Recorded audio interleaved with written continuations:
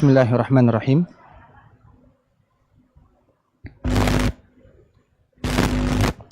Bismillahirrahmanirrahim.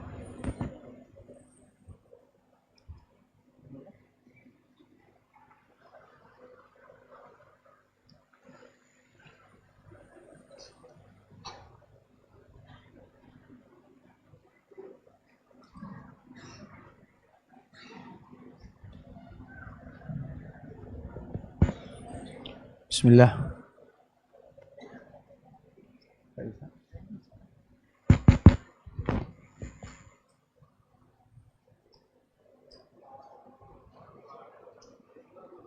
Bismillahirrahmanirrahim. Assalamualaikum warahmatullahi wabarakatuh.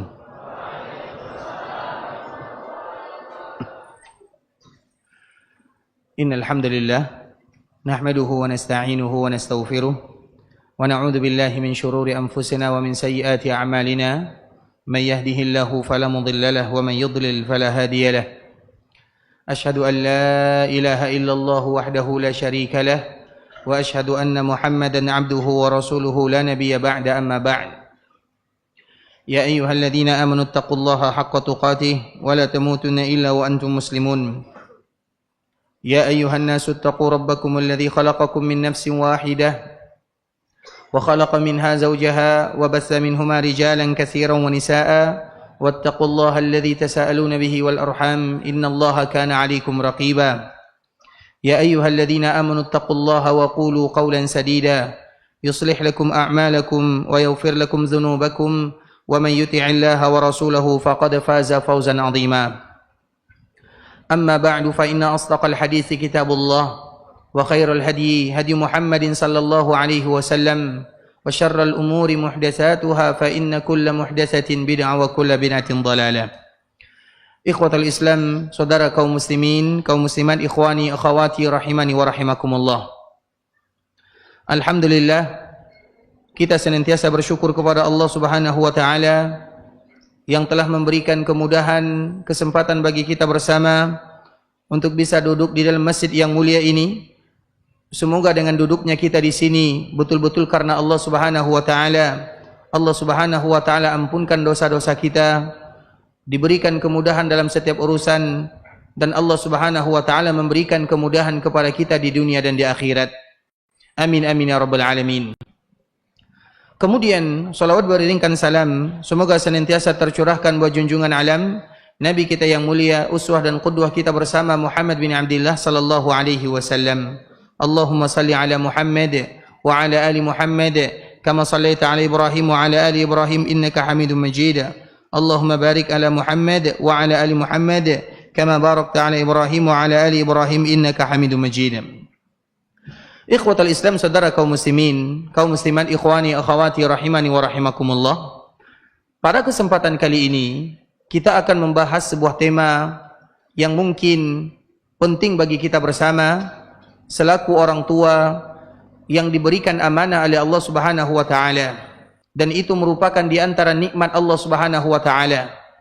Namun yang harus kita ingat ikhwatul Islam, setelah amanah diberikan oleh Allah Subhanahu wa taala kepada kita, maka ada tanggung jawab yang harus kita lakukan. Dan di antara tanggung jawab yang harus dilakukan oleh orang tua adalah mereka menjadi orang tua yang terbaik untuk anak-anaknya.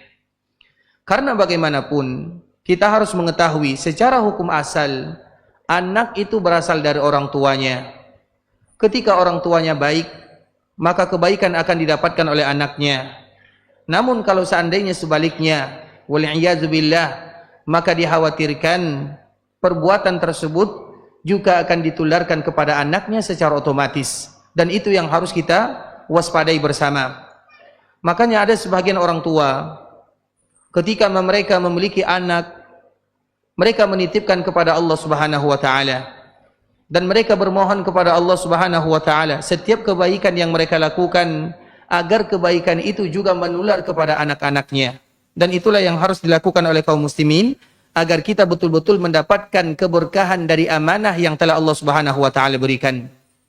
Kemudian ikhwatul Islam, kita akan mengkhususkan tema kita ayah bunda para ulama, artinya orang tua para ulama. Bagaimana sih para ulama ini mereka lahir? Dari orang tua yang mana? Dan kita harus tahu, tidak semua orang tua daripada ulama itu mereka adalah ulama. Ini merupakan poin penting yang harus kita ketahui. Tidak semua orang tua daripada ulama itu adalah ulama. Ada di antara mereka orang tuanya biasa-biasa. Ada di antara mereka orang tuanya tukang kebun.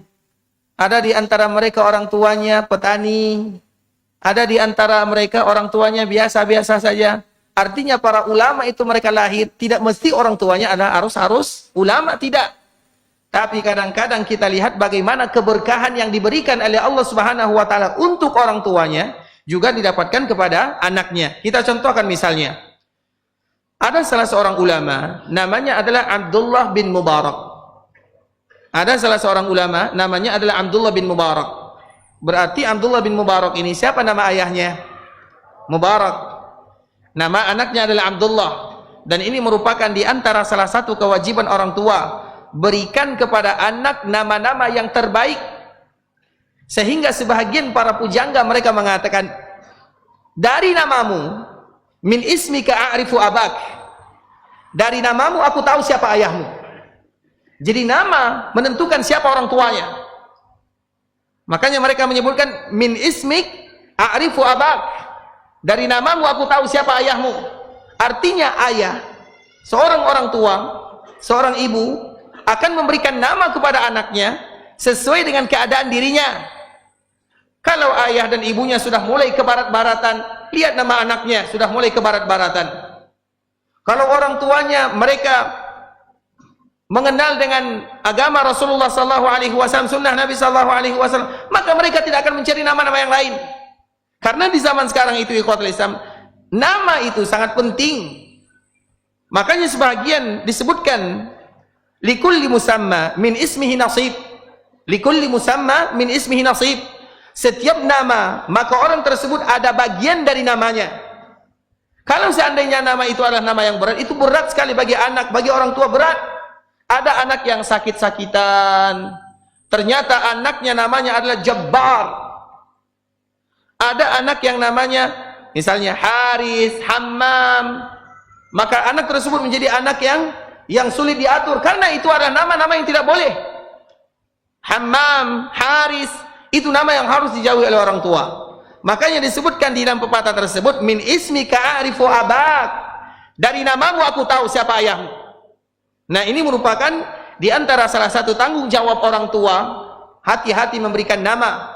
Karena nama itu menunjukkan siapa kualitas kita. Dan di antara nama yang paling indah adalah Abdullah dan Abdurrahman. Abdullah dan Abdurrahman itu nama yang sudah mulai dijauhi oleh kaum muslimin. Karena bahasa kitanya kurang keren lah. Abdullah gak ada nilai tariknya. Abdurrahman, apa dia tariknya? Tapi kalau namanya misalnya, apa nama contohnya? Istilahnya itulah. Artinya, tentunya kita kembalikan lagi kepada yang tadi disebutkan, min ismika a'rifu abak. Dari namamu aku tahu siapa orang tuamu. Nah, ada salah satu namanya Abdullah bin Mubarak. Nama anaknya Abdullah, nama ayahnya Mubarak. Mubarak ini, tahukah kita siapa Mubarak? Mubarak ini dulunya adalah seorang budak. Mubarak ini adalah seorang budak. Artinya orang yang tidak bisa memerdekakan dirinya, budak. Kemudian pada akhirnya dia dimerdekakan oleh majikannya. Kenapa dia bisa dimerdekakan? Ini kisahnya. Ini merupakan kisah yang sangat indah agar kita mengetahui bahwa latar belakang orang tua tidak menjadikan anaknya harus seperti ini, tidak. Latar belakang orang tua itu ikhwatul Islam, kalau seandainya mereka dekat dengan Allah, mengetahui halal dan haram, bisa jadi dari keturunannya dilahirkan oleh Allah Subhanahu wa taala seorang yang akan memberikan manfaat kepada manusia, kita tidak tahu. Salah satunya adalah Abdullah bin Mubarak. Jadi Abdullah bin Mubarak ini, dia adalah seorang budak, pembantu kalau bahasa kitanya, yang mungkin pekerjaannya penjaga petani, tukang kebun, yang menjaga perkebunan majikannya. Dan kebetulan majikan ini, dia memiliki perkebunan rumman. Rumman itu kalau bahasa kitanya delima, rumman. Kemudian dikala Mubarak ini dipekerjakan oleh majikannya, setelah sekian lama, 1 tahun, 2 tahun, bertahun-tahun. Maka suatu ketika majikannya ini datang ke kebunnya bersama kawan-kawannya untuk melihat perkebunannya. Kemudian dikala majikannya datang bersama kawan-kawannya, rekan-rekannya, dia minta tolong kepada Mubarak, ya Mubarak, berikan kepada kami rumman yang manis, berikan kepada kami rumman yang terbaik. Kemudian Mubarak ini mengambil beberapa rumman, delima, kemudian diberikan kepada majikannya. Kemudian dikala majikannya membukanya, memakannya, ternyata delima ini adalah sesuatu yang pahit, tidak bagus. Maka majikannya marah kepada Mubarak, ya Mubarak, tidakkah kamu tahu mana yang manis, mana yang tidak? Cari yang bagus. Dicari lagi, tidak juga ditemukan yang bagus. Dia tidak bisa memilih, dia tidak tahu mana yang manis, mana yang bukan. Kemudian yang ketiga kalinya, wahai Mubarak, berikan kepadaku yang bagus. Kemudian Mubarak pada akhirnya memberikan yang mana juga tidak bagus. Kemudian dari situlah Mubarak dimarahi oleh majikannya dan mengatakan, tidakkah kamu pernah mencicipi delima? Maka di saat itulah Mubarak mengatakan, wahai tuanku, sesungguhnya engkau mempekerjakan diriku untuk menjaganya, bukan untuk memakannya. Inilah cikal bakal daripada ayahnya Abdullah bin Mubarak. Kemudian majikannya itu tidak percaya serta-merta, ditanya dulu kepada kiri kanan. Kemudian dikala ditanya kepada pembantu yang lain, dikala ditanya kepada teman-temannya, apakah betul Mubarak tidak pernah memakannya? Kemudian bagaimana sih Mubarak ini? Siapa Mubarak? Maka dicari oleh tuannya, majikannya. Kemudian apa yang terjadi? Semua kawan-kawannya, pembantunya memujinya. Mubarak adalah orang yang baik, tidak pernah mencicipinya, ada rajin ibadah, bertakwa kepada Allah Subhanahu wa taala. Maka dari situlah majikannya mulai kagum kepada Mubarak. Kemudian majikan ini, dia punya salah seorang putri wanita dan ingin menikahkannya. Kemudian apa kata majikannya ini kepada Mubarak? Wahai Mubarak, kira-kira kepada siapa aku harus menikahkan anakku? Ini kepada orang tua. Apa kata Mubarak? Wahai tuanku, kalau orang Yahudi yang mereka cari adalah harta, kalau orang Nasara yang mereka cari adalah ketampanan, sedangkan kaum muslimin yang mereka cari adalah takwa. Itu perbedaannya. Orang Yahudi kalau menikahkan anaknya, putrinya, yang dicari itu harta, karena memang itu tujuannya, harta, harta dan harta. Itu orang Yahudi. Kalau orang Nasara yang mereka cari adalah ketampanan, bagaimanapun latar belakangnya, selagi tampan, bagus, cantik, selesai. Kaum muslimin yang mereka cari adalah ketakwaan dan keimanan kepada Allah Subhanahu wa taala. Kemudian di saat itulah ikhwatul Islam, majikannya ini mengatakan, wahai Mubarak, kalau demikian aku tidak menemukan orang yang paling bertakwa kecuali engkau. Maka di saat itulah dia pun menikahkan putrinya dengan Mubarak. Dari pernikahan mereka ini lahir beberapa orang putra dan putri, dan salah satunya namanya adalah Abdullah bin Mubarak. Kalau disebut Abdullah bin Mubarak, maka dia adalah salah seorang ulama. Dari mana dia lahir? Dari seorang tua yang tahu halal dan haram, dari orang tua yang menjaga iffah, dari orang tua yang bertakwa kepada Allah Subhanahu wa taala. Iya, mungkin profesi kita biasa, kita pedagang, kita petani, kita nelayan, tapi kalau sudah iman dan takwa, bisa jadi Allah berikan hadiah kepada kita keturunan yang akan memberikan manfaat kepada dunia. Dan salah satu contohnya adalah Mubarak, lahir dari keturunannya Abdullah. Dan kita masih ingat ikhwatul Islam, kisah yang masyhur bagi kita bersama. Apa kisahnya? Yaitu kisah Umar bin Khattab radhiyallahu taala anhu. Umar bin Khattab radhiyallahu taala anhu adalah orang yang paling bertakwa kepada Allah Subhanahu wa taala, pemimpin kaum muslimin. Dan kalau disebutkan Umar, maka semua orang akan gemetaran. Umar, siapa itu Umar? Umar itu adalah pemimpin kaum muslimin. Musuh-musuh kalau mendengarkan nama Umar, mereka gemetaran padahal mereka tidak pernah melihatnya. Ada salah satu ikhwatul Islam, zaman Umar itu adalah zaman yang paling indah. Di zaman Umar itu dibebaskan Romawi, terbebaskan, kemudian Bizantium terbebaskan, kemudian daerah-daerah kaum muslimin terbebaskan. Salah satunya adalah daerah Romawi. Di zaman Umar, Romawi hilang. Di zaman Umar, Romawi hilang, Persia juga hilang. Itu di zaman Umar bin Khattab radhiyallahu taala anhu. Nah, di zaman Umar, Romawi sebelum hilang, mereka ingin berjumpa dulu dengan Umar agar kita tahu siapa Umar. Kemudian dikala berjumpa dengan Umar, dia datang ke kota Madinah. Ketika datang ke kota Madinah, maka utusan ini mencari mana yang namanya Amirul Mukminin Umar bin Khattab. Kebetulan pada waktu itu Umar tidak ada di masjid. Umar sedang di luar. Di mana Umar? Di luar. Kemudian dicari. Ini di siang hari. Kemudian dicari. Maka pada waktu itu kebetulan mereka menemukan Umar sedang berbaring qailula di bawah pohon kurma. Seorang pemimpin kaum muslimin yang menguasai dunia tidur di bawah pohon kurma. Tidur siang. Kemudian ikhwatul Islam, dikala beliau tidur, maka datanglah utusan ini melihat, inilah Umar bin Khattab yang menguasai dunia, yang telah menaklukkan Romawi. Inikah dia keadaannya? Begini keadaannya. Mereka menganggap Umar itu orang yang berada di singgasana yang indah dengan kemewahan yang luar biasa, sama dengan negerinya. Tidak. Umar bin Khattab radhiyallahu taala anhu. Mereka adalah murid-murid Nabi sallallahu alaihi wasallam. Nabi tidak pernah menterbiah murid-muridnya, sahabatnya dengan harta tidak, dengan dunia tidak, tapi Nabi menterbiah mereka dengan iman dan takwa. Kalau iman dan takwa yang sudah berbicara, maka Allah akan berikan keberkahan dalam kehidupan seorang hamba. Maka dikala Umar dilihat berbaring seperti ini, apa yang dikatakan oleh orang ini? Nimta. Dia mengatakan aminta, adilta, fa aminta, fanimta. Ini tiga kaidah yang disebutkan oleh utusan ini kepada sahabat Umar bin Khattab radhiyallahu taala anhu.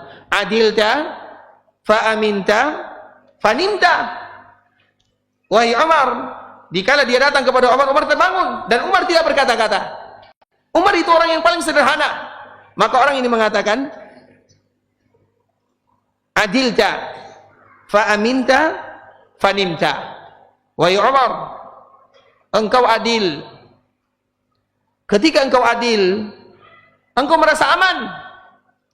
Ketika engkau merasa aman, maka engkau akan mudah beristirahat atau tidur. Adilta, fa aminta, faninta. Engkau adil. Dengan keadilan, engkau akan merasa aman. Tidak perlu pengawal. Dia aman hidupnya karena dia adil.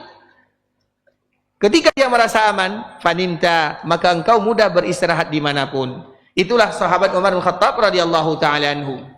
Umar ini ikhwatul Islam punya salah seorang cucu yang semua kaum muslimin tahu. Di antara salah satu cucunya adalah Umar juga namanya, tapi Umar bin Abdul Aziz. Umar bin Abdul Aziz disebutkan oleh sebagian para ulama, di zaman dia itu sama dengan zaman sahabat Nabi. Di zaman dia itu sama dengan zaman sahabat Nabi.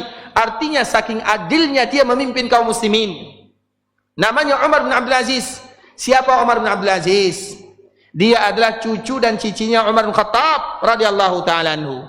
Jadi suatu ketika ikhwatul Islam, Umar ini di antara salah satu pekerjaan yang biasa dia lakukan adalah berjalan di malam hari melihat rakyatnya, berkeliling di kota Madinah, kadang di luar Madinah, baik itu di musim panas, di musim dingin, dia selalu berkeliling melihat keadaan bagaimana rakyatnya.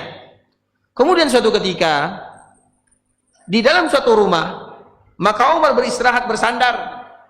Di dalam rumah ini didengar percakapan antara seorang ibu dengan anaknya, dengan putrinya. Percakapan mereka itu berkaitan dengan jualan. Karena di antara salah satu yang dilarang oleh Nabi sallallahu alaihi wasallam adalah menipu dalam berjualan. Dan itu banyak terjadi di antara kaum muslimin. Nah, Umar bin Khattab radhiyallahu taala anhu mengatakan, jangan ada di antara rakyatku yang mereka mencampurkan susu dengan air. Karena supaya nanti terlihat banyak. Dan itu di antara salah satu yang ghish. Ghish itu adalah penipu, curang, zalim kepada kaum muslimin. Umar mengatakan kepada kaumnya, kepada rakyatnya, jangan ada di antara kalian yang mencampurkan air dengan susu. Kemudian nanti dia jual, maka dia akan menipu kaum muslimin. Iya, mungkin dia mendapatkan keuntungan yang banyak, tapi dia telah melakukan penipuan.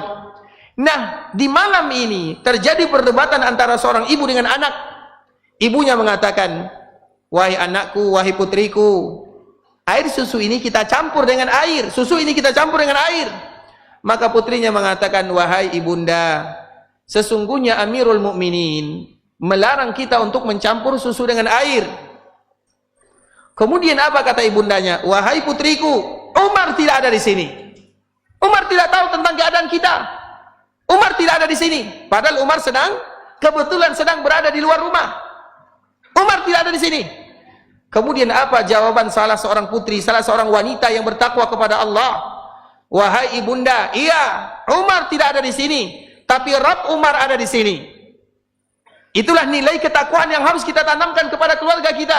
Wahai anakku, berbuat baiklah. Jangan melakukan ini, karena Allah selalu bersamamu.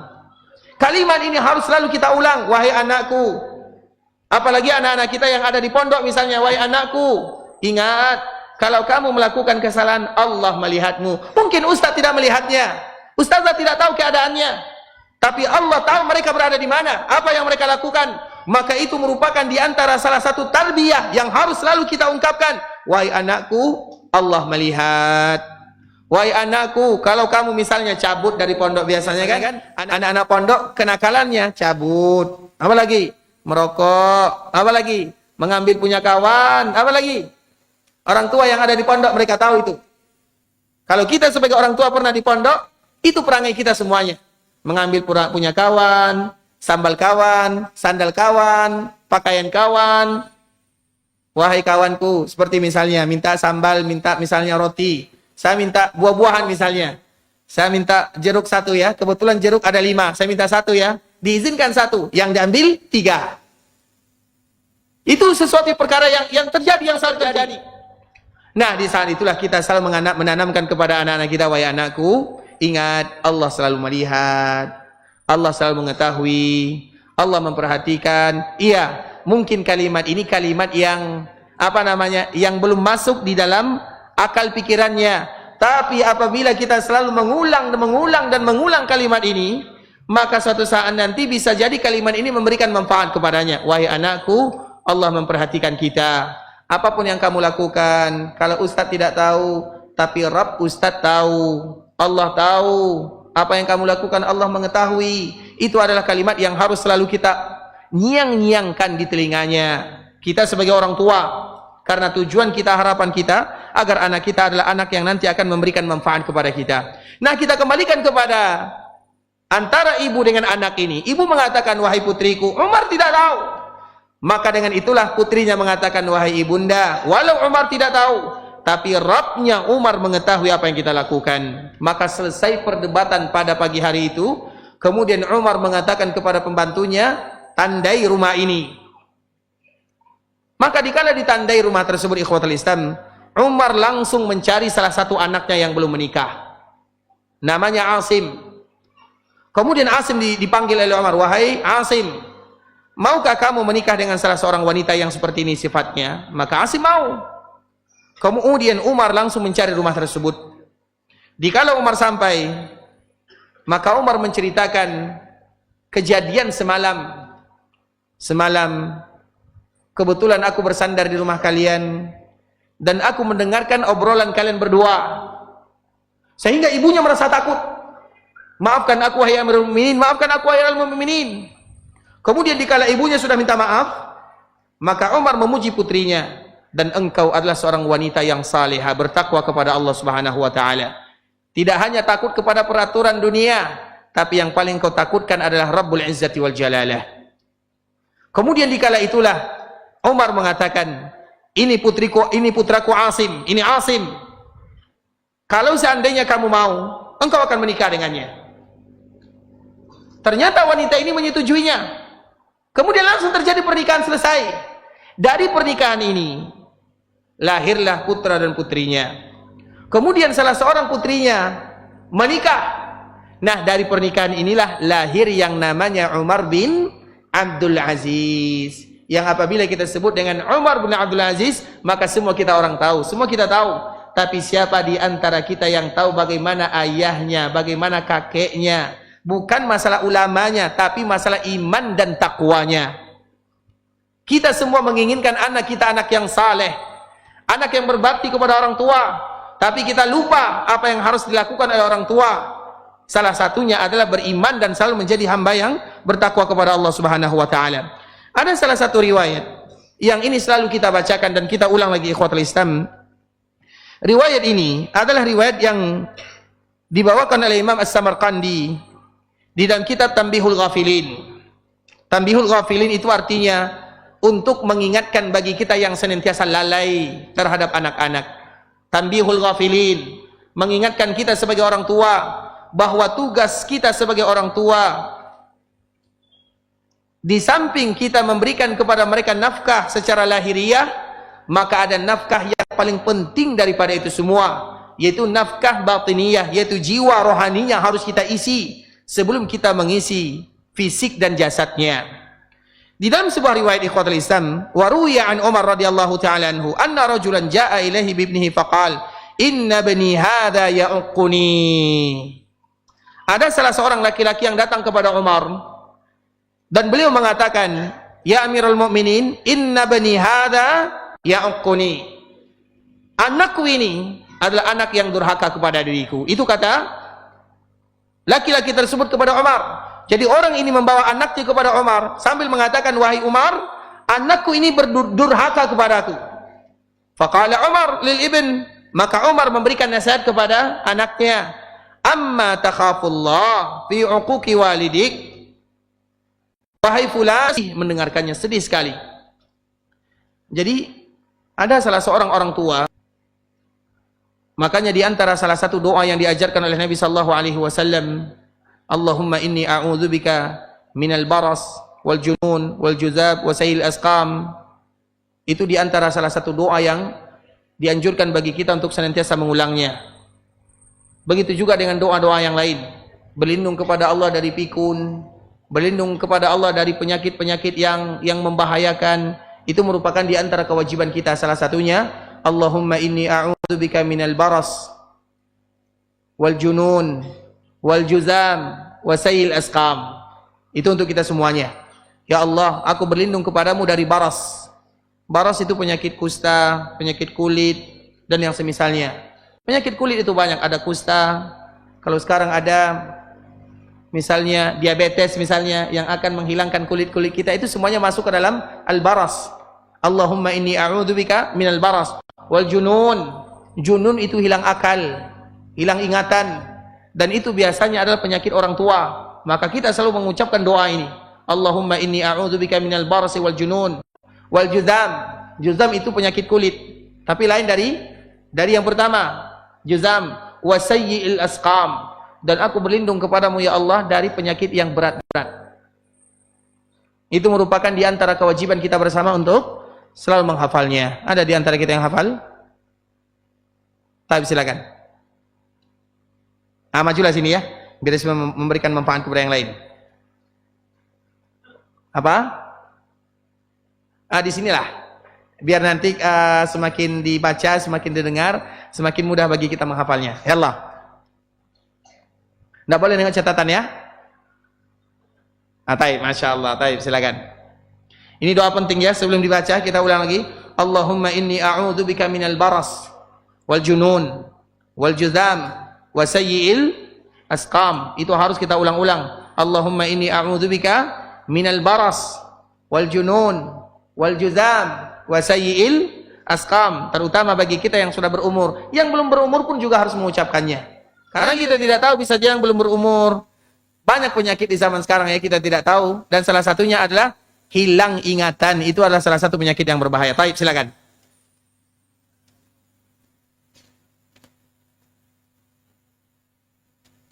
Baik. Dekatkan lagi biar didengarkan. Dekatkan lagi.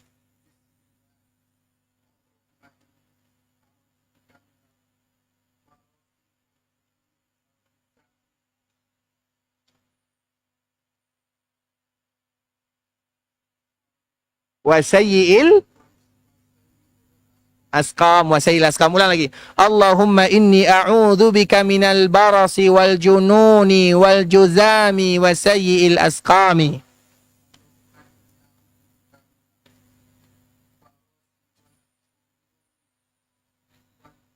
Semakin diulang semakin salah ya. Ulang lagi. Baik. Allahumma inni a'udzubika minal barasi wal jununi wal juzami wa sayyil asqami.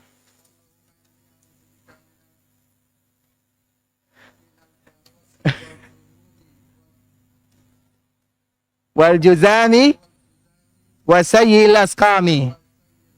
Sekali lagi.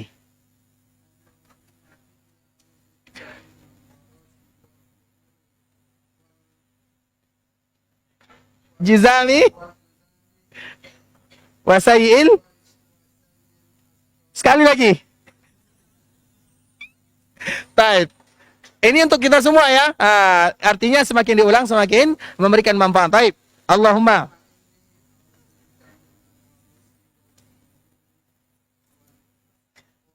wal juzami wa sayyil. Masya Allah. Makasih banyak Bang ya. Masya Allah. Silakan nih. Masya Allah. Barakallahu fiik. Allah barak. Sehat Bang ya. Masya Allah. Hafizakumullah. Baik. Ini harus dihafal semua ya. Allahumma inni a'udzubika minal baras wal junun wal juzam wa sayyil asqam. 4 kalimat. 3 ya. 4 ini. 4 kalimat. Allahumma inni a'udzubika minal baras, penyakit kusta, wal junun, ingatan, wal juzam, penyakit berat kulit yang lainnya, wasayyi'il asqam. Allahumma inni a'udzubika minal barasi wal jununi wal juzami wasayyi'il asqam. Sudah hafal semuanya? Kita ulang dulu. Allahumma inni a'udzubika minal baras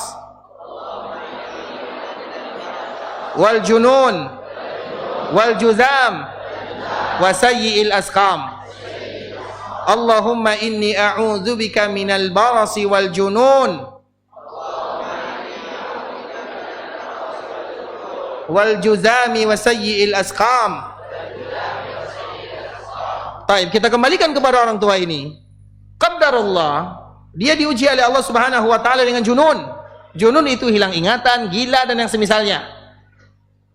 Apa perbedaan gila dengan hilang ingatan? Sama? Apa perbedaan gila dengan hilang ingatan? Ya seperti itulah. Ada yang mengatakan sama, ada yang mengatakan berbeda. Siapa mengatakan sama? Yang berbeda? Taib. Kemudian anaknya merawatnya, tapi qadarullah anaknya tidak sabar merawatnya. Anaknya tidak sabar, pikun, gila. Dan betapa banyak kita memperhatikan orang-orang yang mungkin hilang ingatannya, hilang akalnya. Tidak ada keluarganya. Mana keluarganya tidak tahu. Mana anaknya tidak tahu. Allahu alam di mana. Kemudian anaknya ini, anak dia ini, karena tidak sabaran merawat orang tuanya, apa yang terjadi? Maka dia bawa orang tuanya. Kemana dia bawa? Ke bukit, ke gunung, ke jurang. Orang tuanya tidak tahu. Sekedar dibawa oleh anaknya. Kemudian sampailah di pinggir jurang atau di pinggir bukit. Kemudian disuruh ayahnya berdiri di ujung sana. Anggaplah bukit itu panjang ini. Kemudian disuruh ayahnya duduk di sini. Kemudian ketika anaknya ingin membunuh orang tuanya, ingin mendorongnya, karena gila, pikun, tidak sabar merawat orang tuanya. Padahal itu adalah kunci surga bagi anaknya. Tapi dia tidak sabar di sana. Dikala dia ingin membunuh ayahnya, apa kata ayahnya? Tunggu dulu wahai anakku, tunggu dulu. Aku mau pindah posisi. Dia pindah ke sini. Jadi dia tadi mau dilempar di sini, ayahnya mengatakan jangan di sini, di sini. Di sini nanti baru engkau bunuh diriku, tendang diriku atau lemparkan aku. Kenapa demikian ikhwatul Islam? Apa masalahnya? Dikala dia ingin dibunuh oleh anaknya, dia sadar, tunggu dulu, jangan di sini, di sini. Karena dulu ayah dia ini juga punya orang tua yang pikun. Dia ingin membunuhnya dan dia membunuhnya di sini. Di sini dia bunuh ayahnya. Maka sekarang dikala anaknya juga ingin memperlakukan perlakuan yang sama, Di tempat sini, dia mengatakan di sini. Karena di sini dulu aku membunuh kakekmu di sini. Makanya ikhwatul Islam, Umar bin Khattab radhiyallahu taala anhu mengatakan, "Amma takhafullah." Kepada anak yang durhaka ini, "Amma takhafullah." Tidakkah engkau takut kepada Allah Subhanahu wa taala fi uquqi walidaik? Engkau durhaka kepada ayahmu? Kemudian Umar menjelaskan, kamu harus seperti ini, kamu harus seperti ini, kamu harus seperti ini. Diberikan nasihat oleh Umar bin Khattab radhiyallahu taala anhu. Kemudian setelah Umar memberikan nasihat kepada anak yang tadi durhaka, maka anak ini mulai berbicara, "Ya Amirul Mukminin, amma lil ibn ala walidihi haqqun." Kalau tadi adalah kewajiban anak terhadap orang tuanya, sekarang kebalikannya. Anak yang tadi durhaka dikadukan oleh ayahnya datang bertanya kepada Umar, "Ya Amirul Mukminin, amma lil ibni ala walidihi haqqun?" Apakah seorang anak tidak memiliki hak dari orang tuanya, atau apa kewajiban orang tua terhadap anaknya? Itu pertanyaan anak ini. Karena Umar telah memberikan nasihat kepadanya. Maka Umar mengatakan, "Qala na'am." Iya, orang tua juga memiliki hak yang harus ditunaikan untuk anaknya. Qal haqquhu alaihi an yastanjiba ummah, yakni la yatazawwaju imra'atan dani'atan likai la yakunu lil ibni ta'iran biha. Kewajiban ayah, orang tua yang pertama, hendaklah mereka memilih pasangannya. Cari ibu untuk anak-anaknya, wanita-wanita yang bertakwa, jangan wanita-wanita yang dani'ah. Dani'ah itu kalau bahasa kitanya, wanita-wanita yang tidak menjaga dirinya. Yang penting sebagaimana tadi yang kita sebutkan, orang Yahudi apa tadi kriterianya? Harta. Orang Nasara apa kriterianya? Kegantengan, keindahan, kecantikan. Kaum muslimin apa standarnya? Iman dan takwa kepada Allah Subhanahu wa taala. Kemudian Umar mengatakan yang pertama, cari ibu yang salihah untuk anakmu. Cari ibu yang salihah untuk anakmu. Artinya jadikan ibunya wanita yang salihah. Makanya ini merupakan di antara langkah pertama agar anak kita menjadi orang-orang yang bisa memberikan manfaat kepada kaum muslimin dengan apapun. Yang penting dia adalah orang yang bertakwa kepada Allah, bisa memberikan manfaat kepada kaum muslimin.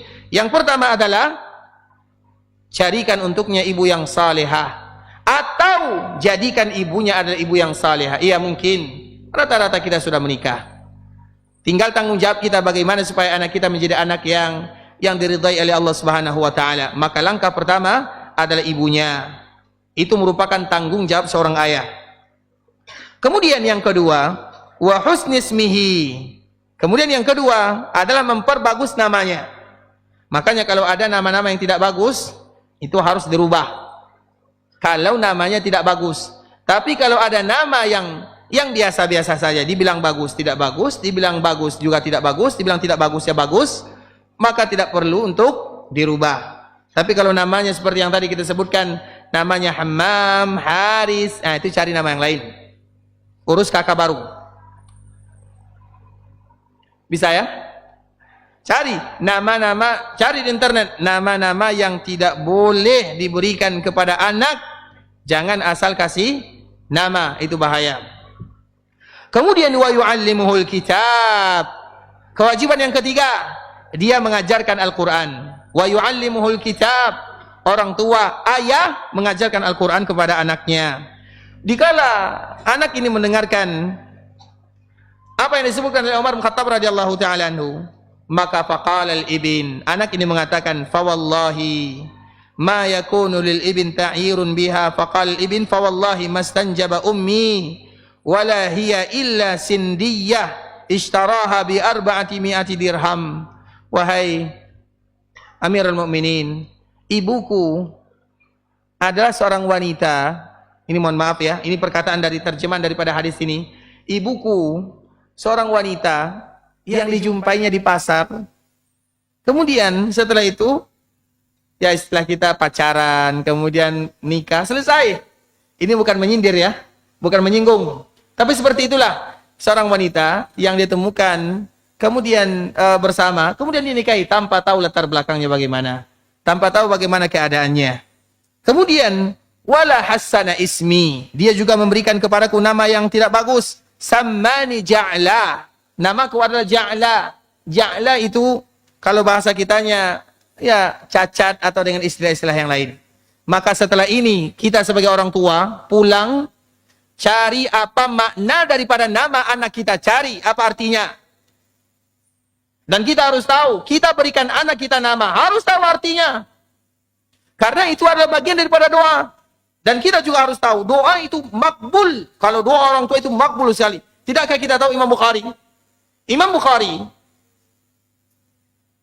Bukhari dulu dia itu buta. Imam Bukhari itu buta. Karena doa ibunya bisa kembali melihat. Itu Imam Bukhari. Kemudian ada lagi yang lain. Ada salah seorang wanita yang dia pergi ke dokter. Ternyata matanya buta. Karena tadi Imam Bukhari yang buta. Dengan doa ibunya, dia sembuh. Nah, wanita ini buta. Kemudian dokter bertanya kepadanya, apa yang menyebabkan kamu buta? Dia mengatakan, gara-gara ini. Ditunjuk orang yang ada di sampingnya. Siapa yang ada di sampingnya? Anaknya. Yang menyebabkan orang tuanya buta gara-gara anaknya. Kenapa? Karena dulu saya ingin meminta anak laki-laki. Anak saya perempuan semua. Kemudian saya berdoa, ya Allah berikan anak laki-laki walau mata saya buta. Saking inginnya anak. Tapi salah berucap. Dia salah mengucapkan kata-kata. Apa yang terjadi? Anaknya diberikan laki-laki. Lahir laki-laki. Kemudian anaknya tumbuh 1 bulan, 2 bulan. Sampai umur anaknya kurang lebih. Anaknya belum pandai, masih seperti ini, belum seperti ini. Bahasa Indonesia. Merayap. Mangka itu bahasa kita, bahasa Indonesia. Jangan jadi orang ocu, ha? Apa tiarap? Tengkurap. Betul, tengkurap. Itu kayaknya kita tuh yang tengkurap ya, tidur tengkurap. Apa bahasa Indonesianya? Menelungkup. Taib. Ternyata masih banyak di antara kita yang tidak pandai bahasa Indonesia ya. Taib. Jadi anaknya sebelum menelungkup, berarti umur berapa kira-kira? Umur 3 bulan, 4 bulan lah.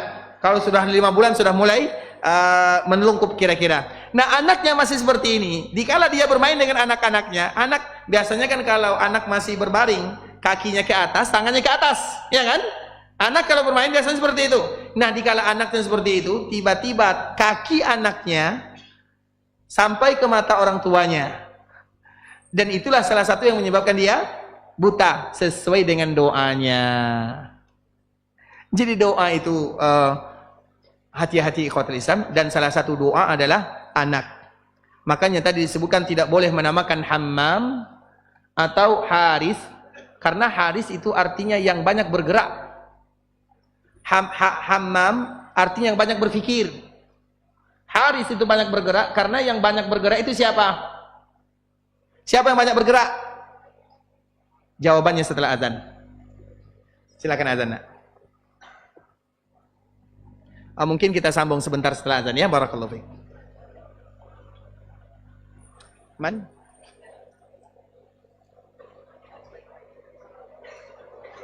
Mas Muhu? San.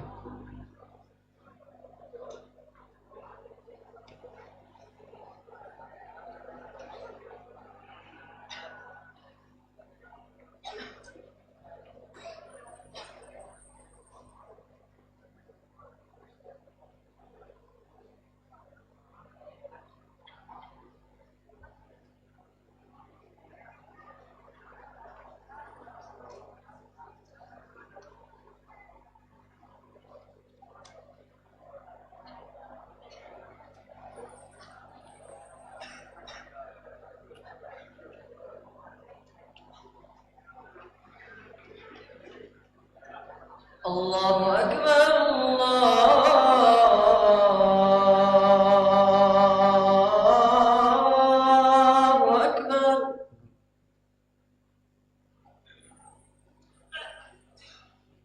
Allahu Akbar,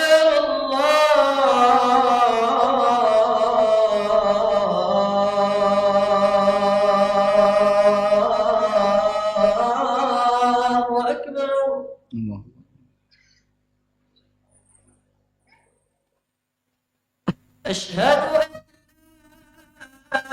لا إله إلا الله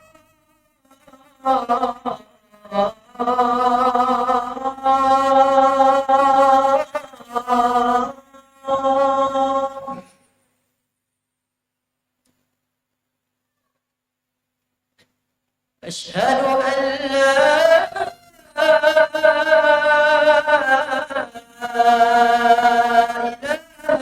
إلا الله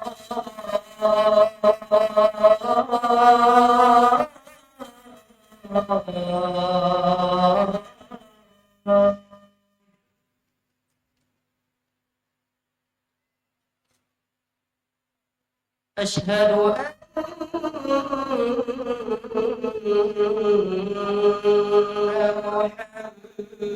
محمد رسول الله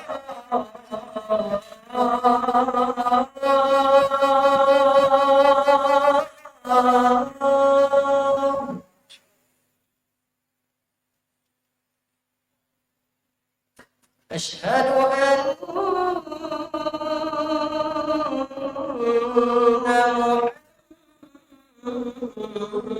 محمد رسول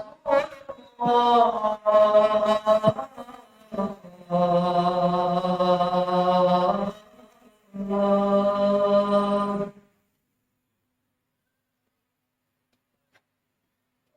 حي على الصلاة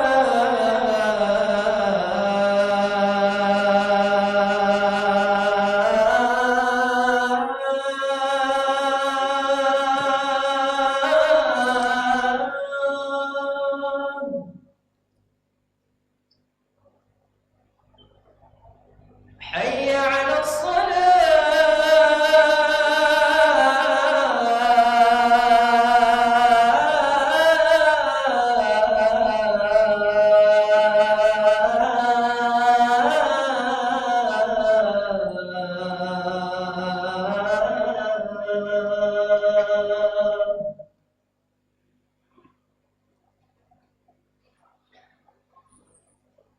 حي على الفلاح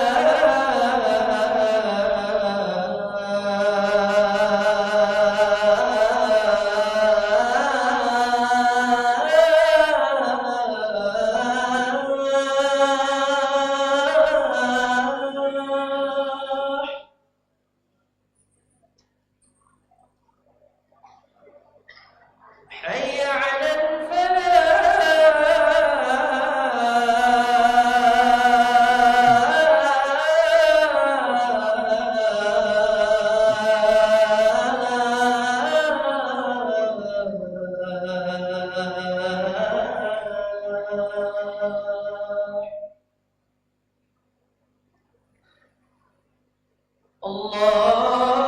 الله أكبر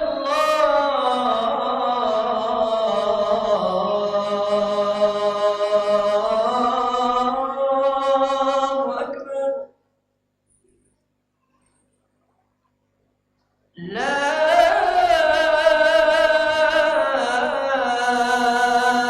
إله إلا الله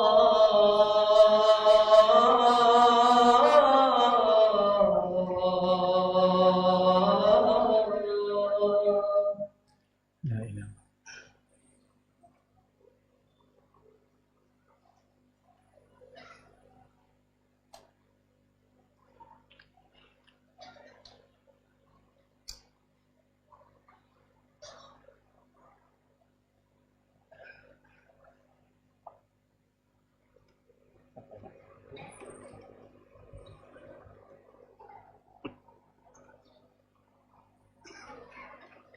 الحمد لله على إحسانه والشكر له على توفيقه وامتنانه وأشهد أن لا إله إلا الله وحده لا شريك له تعظيما لشأنه وأشهد أن محمدا عبده ورسوله الداعي إلى رضوانه وصل اللهم وسلم على نبينا محمد وعلى آله وصحبه وسلم تسليما كثيرا أما بعد أيها الإخوة الأفاضل الحمد لله kita kembalikan atau kita kembali melanjutkan pembahasan kita sedikit saja tentang masalah orang tua dari para ulama. Karena kalau seandainya kita lihat para ulama, tidak ada satupun di antara mereka yang terlepas daripada andil orang tuanya, semuanya. Terkhusus ulama-ulama yang masyhur bagi kita bersama. Kita mengenal Imam Abu Hanifah karena orang tuanya. Kita mengenal Imam Malik, dan Imam Malik ini paling memberikan keteladanan kepada kita bersama. Imam Malik itu pernah menyebutkan, sebelum fajar, sebelum subuh,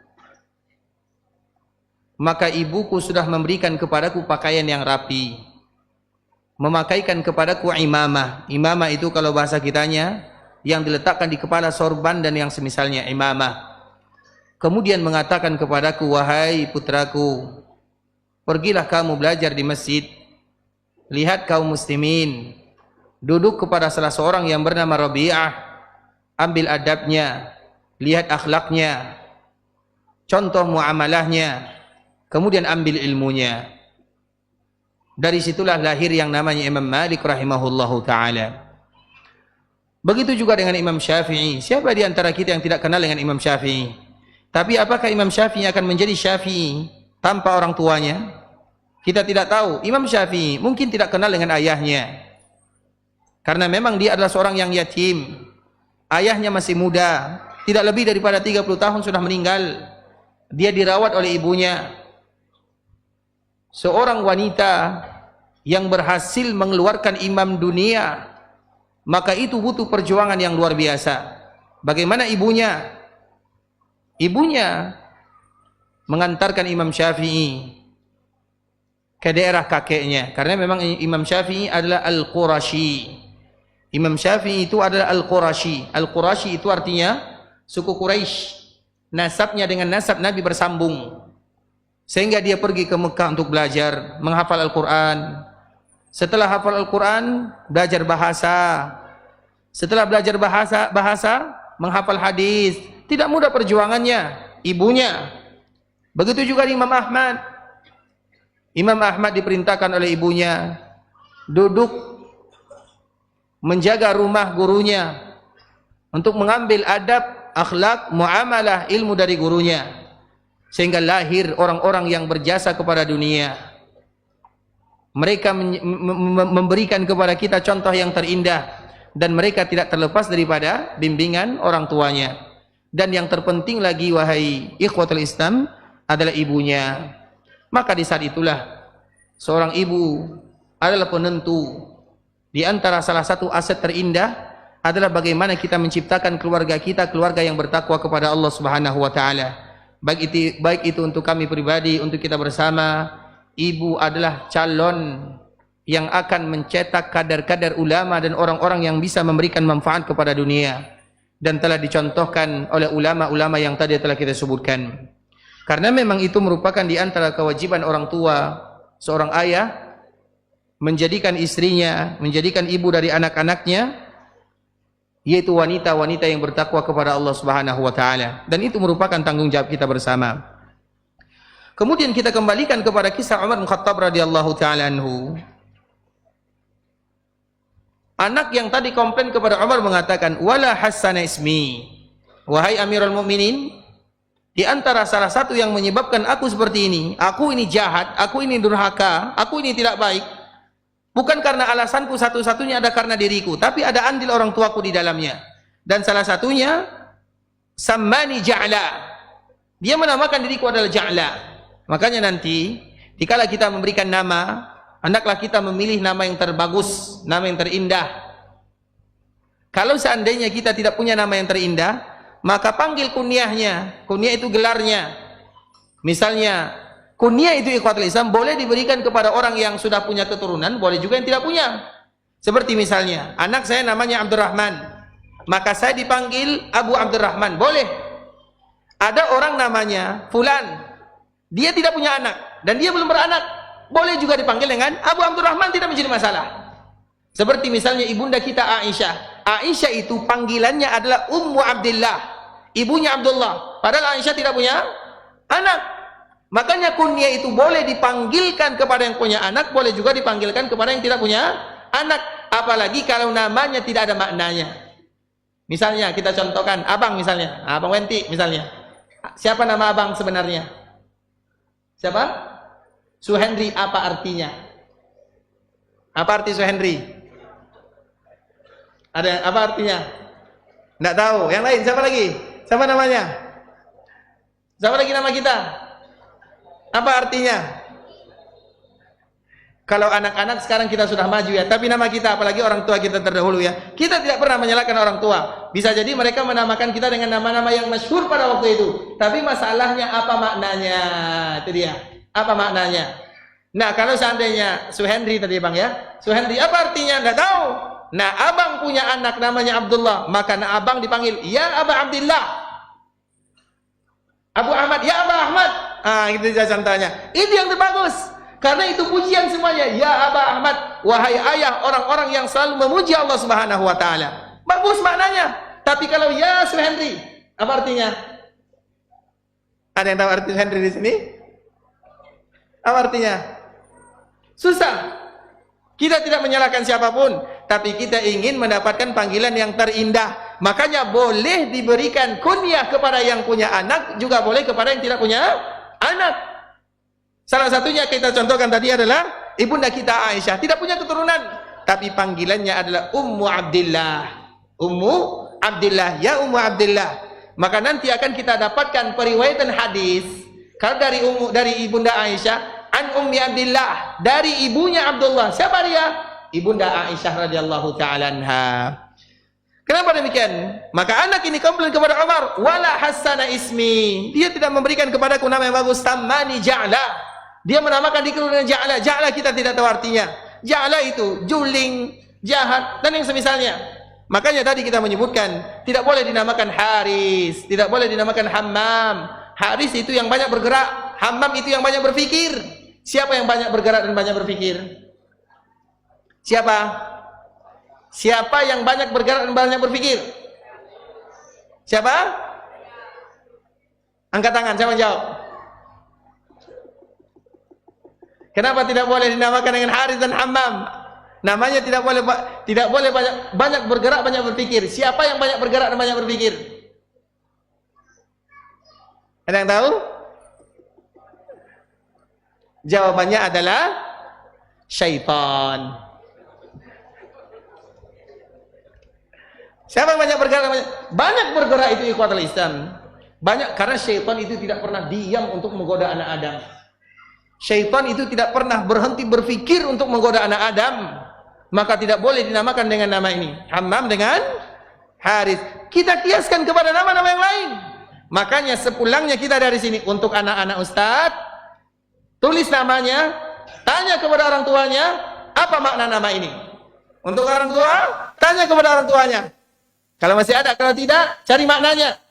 Kalau juga tidak ada, panggil dengan kunyah. Agar kita mendapatkan nasib, bagian daripada nama tersebut, kebaikannya. Makanya tadi kita menyebutkan likulli musamma min ismihi nasib. Setiap sesuatu yang dinamakan dengan yang terbaik, ada bagian keterbaikan itu untuk dirinya. Yang terbaik itu bukan hanya untuk nama, tapi untuk kehidupannya juga. Baik, kemudian kita sambung lagi. Wala 'allamani min kitabillah ayatan wahidah. Wahai Umar, ayatku ini juga tidak mengajarkan kepadaku kitabullah. Iya, mungkin dia memberikan nafkah, dia seperti ini, tapi tidak pernah duduk. Wahai anakku, baca alhamdulillah. Wahai anakku, baca a'udzubillah. Wahai anakku, baca bismillah. Dia tidak pernah melakukan seperti itu, wahai Umar. Dikala Umar mendengarkan alasan anaknya ini, kenapa anak ini durhaka kepada ayahnya, maka apa yang terjadi? Faltafata Umar ilal ab wa qal. Maka Umar kembali melihat ayahnya dan mengatakan, taqulu ibni ya'uquni. Kamu tadi mengatakan anakku durhaka kepadaku. Maka Umar mengatakan, faqad aqaqtahu qabla an ya'uqqak. Engkau dulu yang durhaka sebelum dia yang durhaka. Maka dari sini terkenal dengan namanya orang tua yang durhaka. Mereka durhaka kepada anaknya, tidak memberikan pendidikan agama, itu orang tua durhaka. Tidak memberikan nama yang terbaik, itu orang tua yang durhaka. Tidak memberikan pasangan yang salehah, itu juga orang tua yang durhaka. Maka perkataan Umar ini merupakan perkataan yang sangat indah. Faqad aqabtahu qabla an ya'uqqab, engkau telah durhaka kepadanya sebelum anakmu durhaka kepada dirimu. Nah, dari situlah kita belajar ikhwatul Islam, ayah bunda para ulama itu adalah orang-orang yang terbaik. Mereka telah memberikan contoh kepada kita. Masih banyak lagi kisahnya. Di antara salah satu kisah yang dan kita jadikan ini sebagai penutup adalah kisah gurunya Imam Malik. Guru Imam Malik namanya adalah Rabi'ah. Rabi'ah ini punya ayah namanya Farrukh, punya ibu namanya Suhailah. Farrukh ini dulunya adalah seorang yang budak. Kita kembalikan lagi ke contoh yang pertama, budak. Dia seorang budak, kemudian dia berjihad, berjuang bersama majikannya. Kemudian dikala dia berjuang, melihat perjuangannya yang gigih, maka majikannya ini membebaskannya. Majikannya itu adalah pemimpin di zaman Umar bin Khattab. Kemudian dibebaskan Farrukh. Kemudian Farrukh pergi ke kota Madinah. Ketika sampai di kota Madinah, maka dia menikah. Dikala dia menikah, maka dia mencari salah seorang wanita yang paling salehah di sana, namanya Suhailah.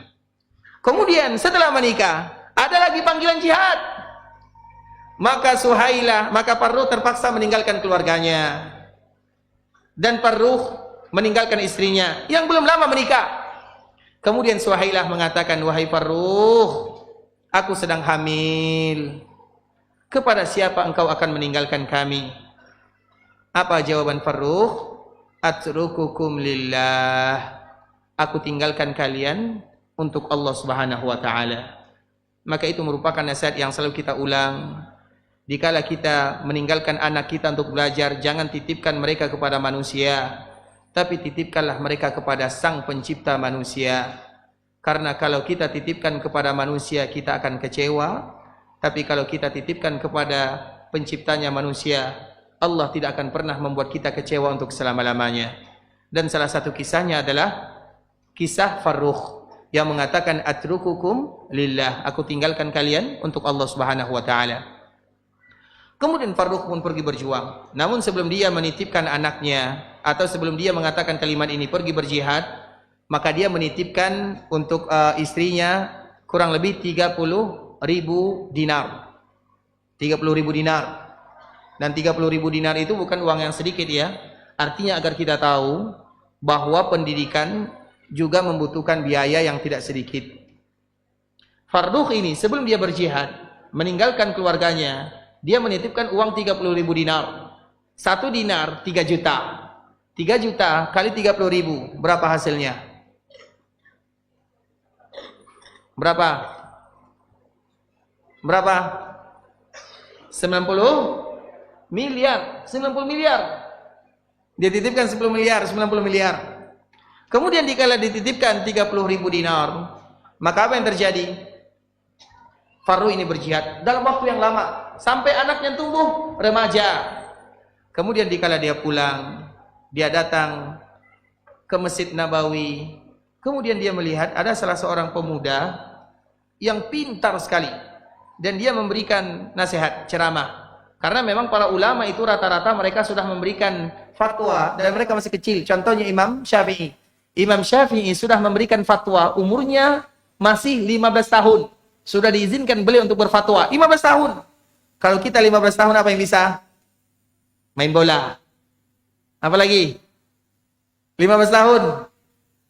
Main Honda. Apa lagi? 15 tahun sudah berfatwa. Makanya wajar orang-orang terdahulu, mereka sudah menjadi pemimpin, umurnya masih belia.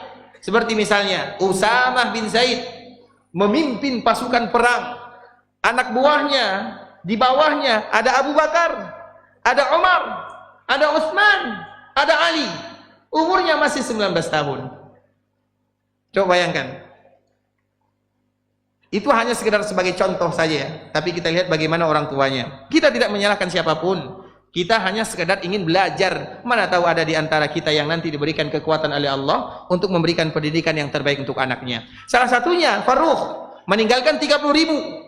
Jadi artinya ikhwatul Islam, belajar agama butuh modal. Walaupun kita tidak dipaksa. kalau kita tidak bisa mengantarkan kita atau anak kita kepada sekolah-sekolah yang mungkin tidak sanggup, maka jangan disalahkan sekolahnya, tapi kita yang lebih ekstra untuk mendidiknya. Kenapa sekarang ini belajar agama mahal? Bukan belajar agama yang mahal, kita yang tidak sanggup. Baik tidak sanggup secara serius atau tidak sanggup secara dibuat-buat. Untuk yang lain sanggup, untuk ini tidak sanggup. Makanya kalau ada belajar agama mahal, kita cari yang murah. Kalau juga tidak sanggup, maka jangan paksa diri. Lakukan sesuatu yang bisa kita lakukan untuk anak kita. Kewajiban kita tidak sekolah pondok misalnya. Apakah wajib bagi kita menyekolahkan anak kita sekolah pondok? Wajib atau tidak? Wajib atau tidak? Tapi itu adalah salah satu sarana karena kita disibukkan dengan pekerjaan yang luar atau di luar. Kalau kita bisa mendidik anak kita, silakan, itu yang terbaik. Sehingga nanti anak-anak kita hasil daripada didikan kita. Tapi karena kesibukan kita, bekerja dari pagi sampai sore, sampai malam, maka kita titipkan mereka kepada pondok. Maka cari sesuatu yang sesuai dengan kemampuan kita masing-masing. Karena memang dari zaman dahulu, belajar agama itu tidak mudah. Imam Malik, karena belajar agama, sampai menjual kayu atap rumahnya. Coba bayangkan. Jadi atap rumahnya itu ada kayu dijual untuk belajar agama. Bukan sesuatu yang main-main, tapi hasilnya kelihatan. Makanya ikhwatul Islam, belajar agama mahal itu sesuatu perkara yang mudah. Makanya Tidak Farrukh menitipkan 30.000. Kemudian dikala dia pulang dari perjalanan yang panjang berjihad di jalan Allah Azza wa Jalla, maka dia melihat ada salah seorang pemuda yang sudah mulai berbicara yang sangat indah. Kemudian dia pulang ke rumahnya, bertemu dengan istrinya Suhailah setelah lama berpisah. Kemudian dia bertanya, tadi karena memang disunnahkan kalau kita pulang safar, kita harus cari dulu rumah Allah Subhanahu wa taala sebelum mencari rumah kita. Misalnya kita safar dari Mekah, safar dari Madinah, safar dari mana-mana, cari dulu rumah Allah, baru rumah kita. Kemudian Farrukh ini setelah datang ke Masjid Nabawi, dia pergi ke rumah istrinya. Kemudian dia bertanya, ada salah seorang pemuda yang bagus sekali, penyampaiannya bagus sekali.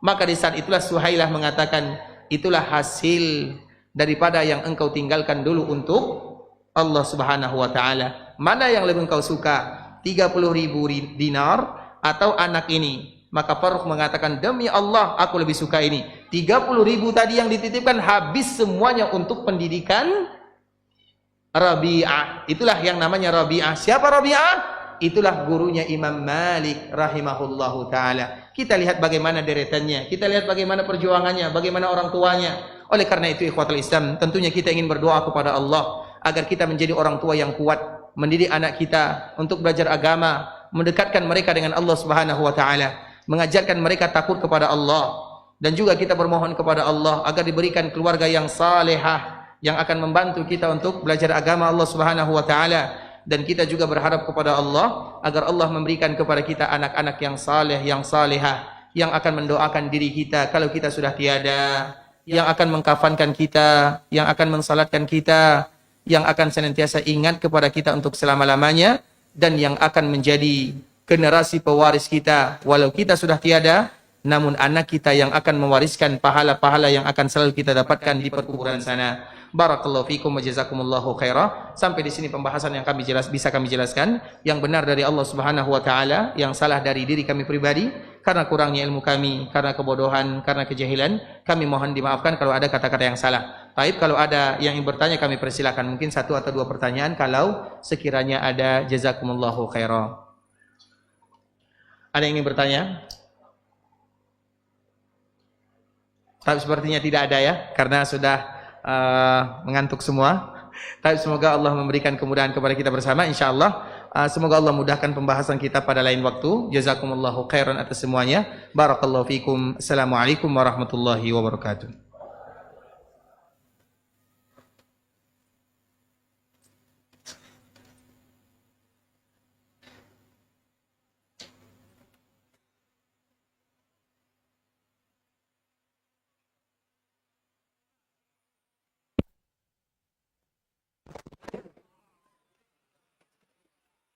Imam Sat. Oh, tengok lu Bisa lah Sat. Bagaimana? Kau segonti ni dia jangan gue tali. Ayolah. Oh iya ya. Pas kan? Mantap ide.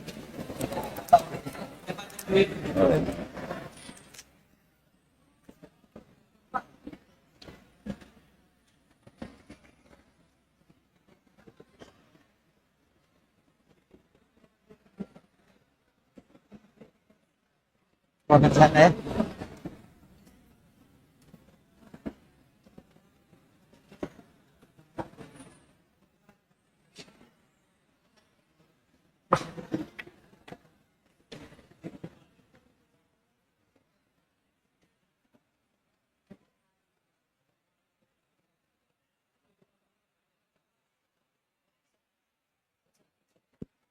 Lagi.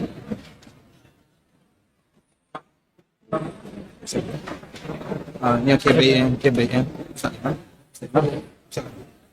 Subscribe. Jazakallah khairan.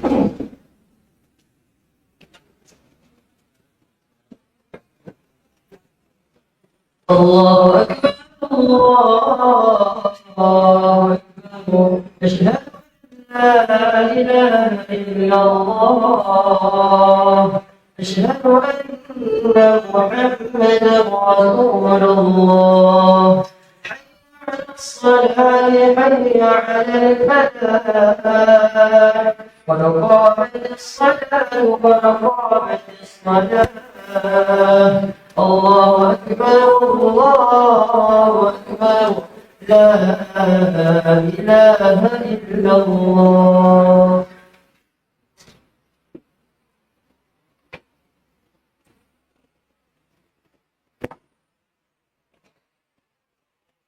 Istaqimu wa'tadilu. Safnya lurus dan rapatkan.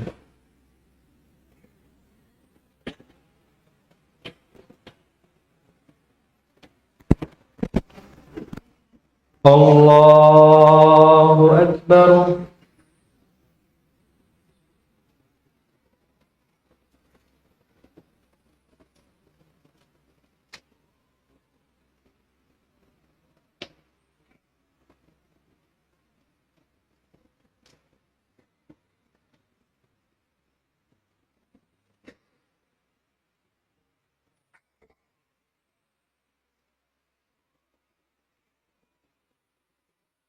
الحمد لله رب العالمين الرحمن الرحيم مالك يوم الدين إياك نعبد وإياك نستعين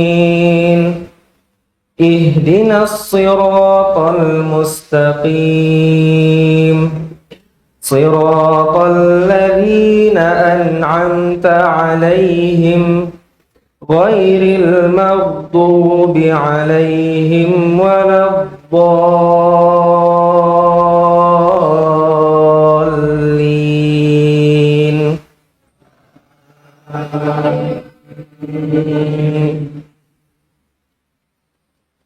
إن هذا القرآن يهدي للذي هي أقوم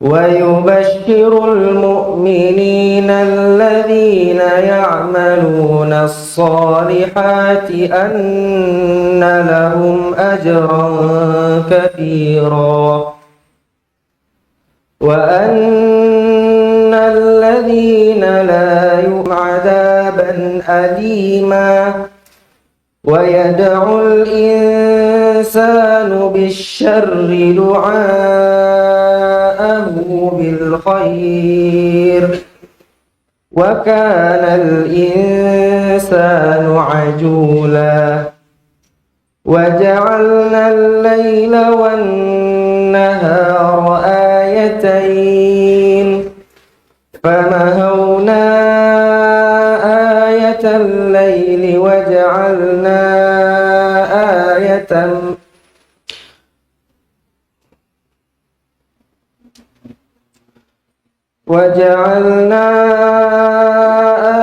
الليل وجعلنا آية النهار مبصرة مغفرة لتبتغوا فضلا من ربكم ولتعلموا عدد السنين والحساب وكل شيء فصلناه تفصيلا وكل إنسان ألزمناه طائره في عنقه ونخرج له يوما منشورا.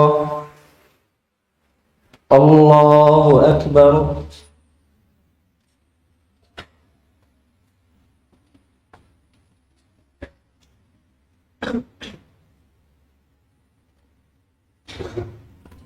سمع الله لمن حمده.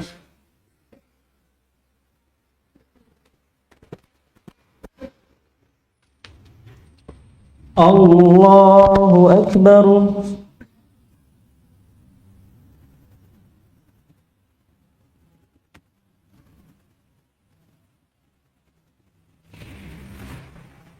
الله أكبر.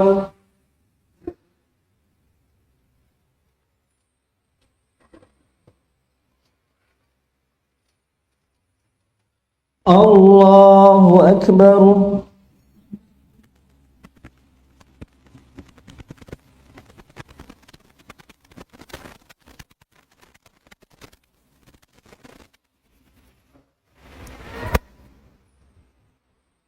الله أكبر.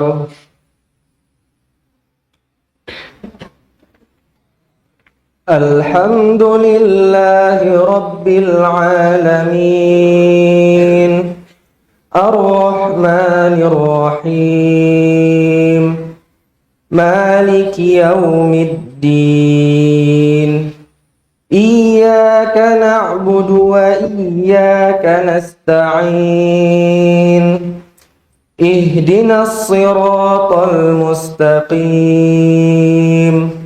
صراط الذين أنعمت عليهم غير المغضوب عليهم ولا الضالين.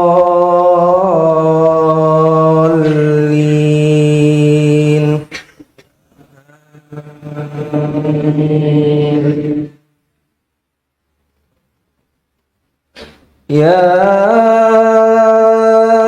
أيها الذين آمنوا قوا أنفسكم وأهليكم نارا وقودها الناس والحجارة عليها ملائكة غلاظ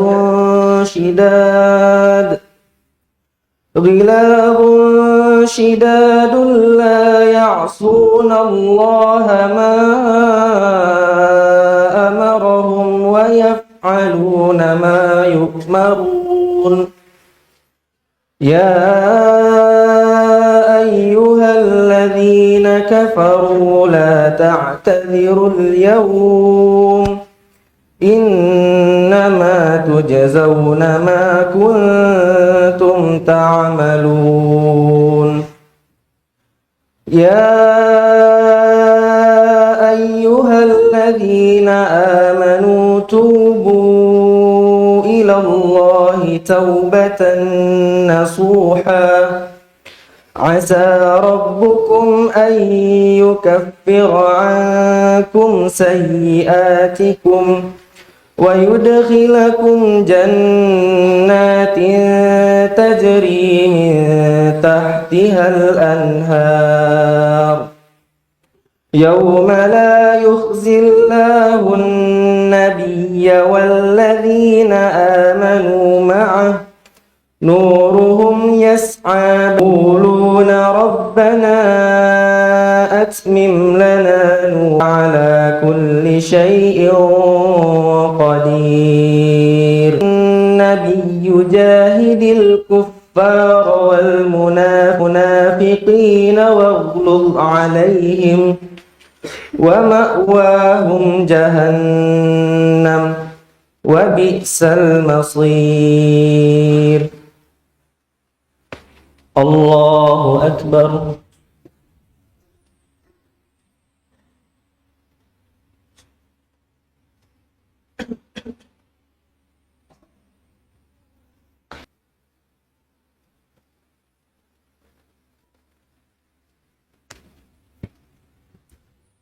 الله أكبر.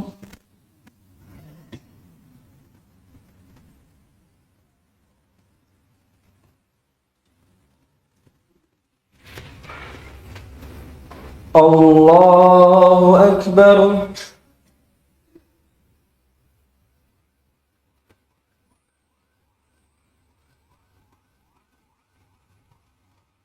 الله أكبر.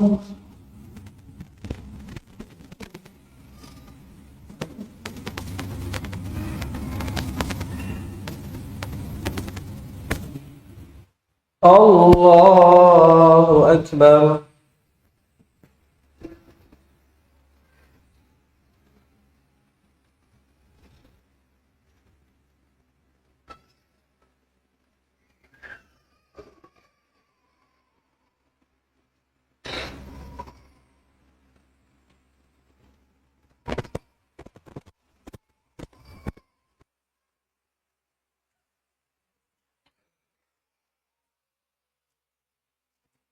الله أكبر.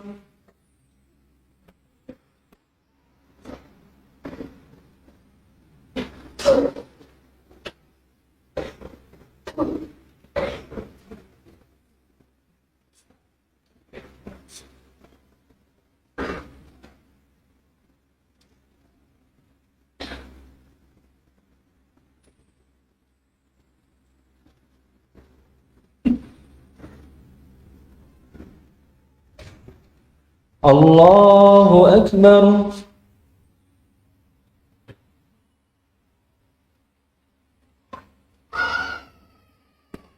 سمع الله لمن حمده.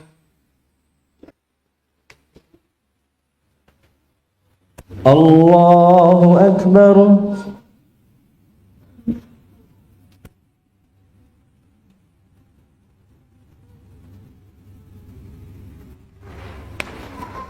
الله أكبر.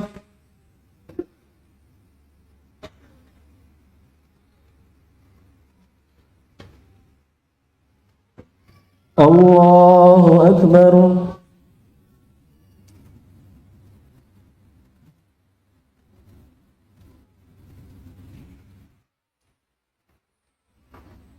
الله أكبر.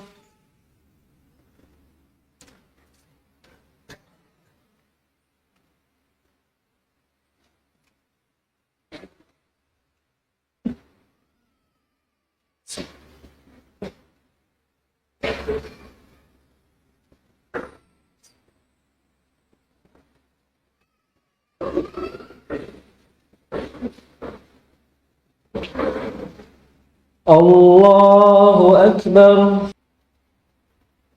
سمع الله لمن حمده.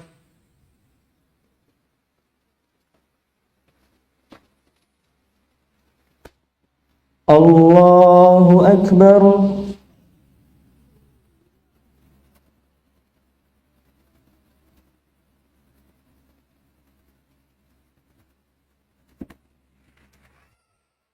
الله أكبر.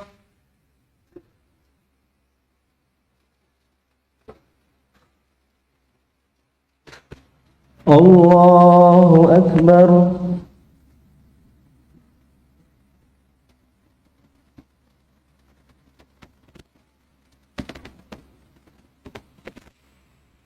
الله أكبر.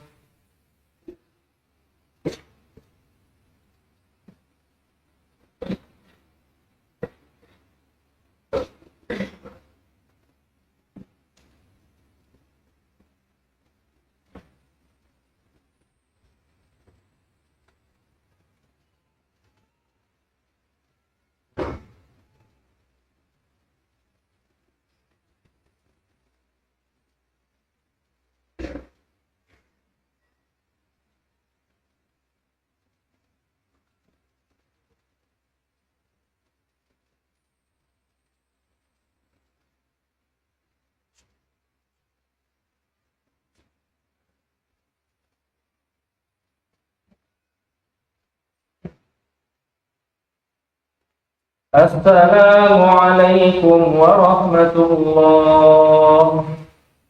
السلام عليكم ورحمة الله.